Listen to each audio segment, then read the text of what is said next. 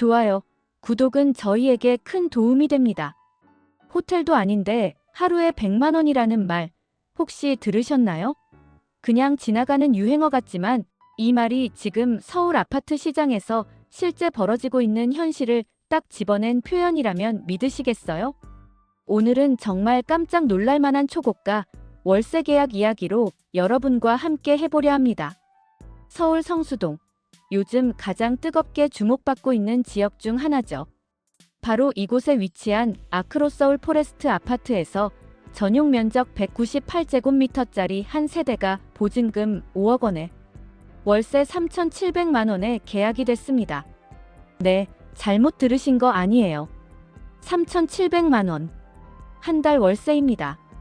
하루로 계산하면 약 120만 원이 넘는 금액이에요. 진짜 호텔도 이런 가격은 흔치 않죠. 하지만 더 놀라운 사실은 이게 끝이 아니라는 겁니다. 2022년에는 강남구 청담동의 PH129 아파트에서 월세 4천만 원에 계약된 사례도 있었거든요. 보증금은 4억, 전용 면적은 273제곱미터였고요. 현재까지 국내에서 두 번째로 높은 월세 계약이 이번 아크로서울 포레스트 사례라고 하네요. 자, 그런데 이런 고가 월세 계약들이 요즘 계속해서 늘고 있습니다. 국토교통부 실거래가 공개 시스템에 따르면 올해 상반기에만 월세 1,000만 원 이상 계약이 무려 73건.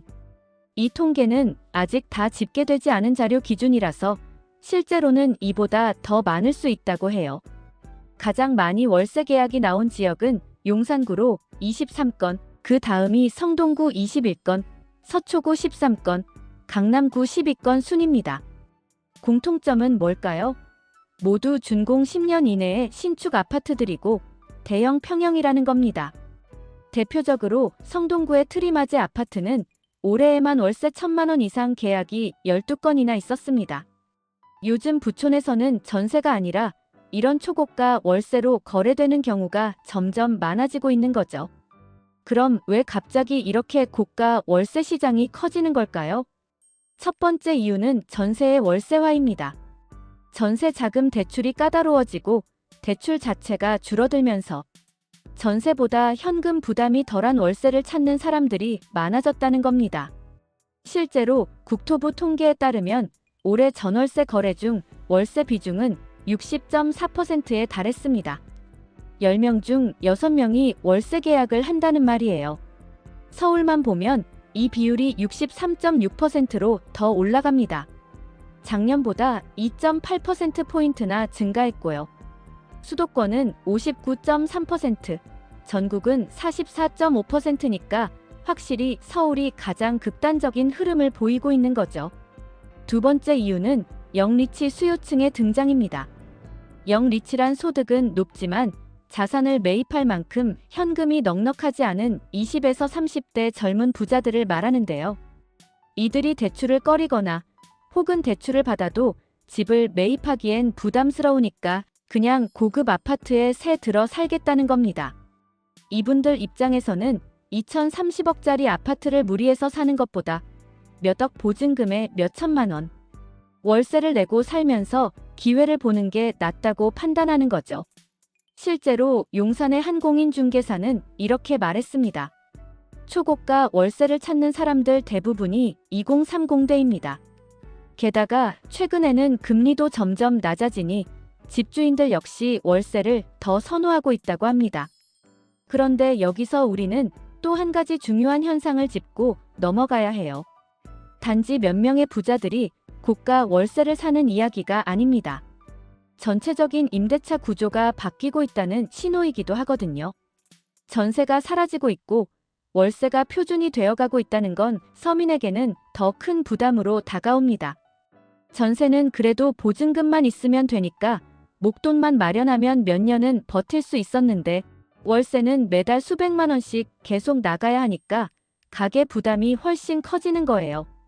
특히나 중산층 이하에게는 이게 생활 수준을 위협할 수 있는 문제로 번질 수도 있는 겁니다. 그리고 더 무서운 건 월세의 상승 속도도 심상치 않다는 거예요.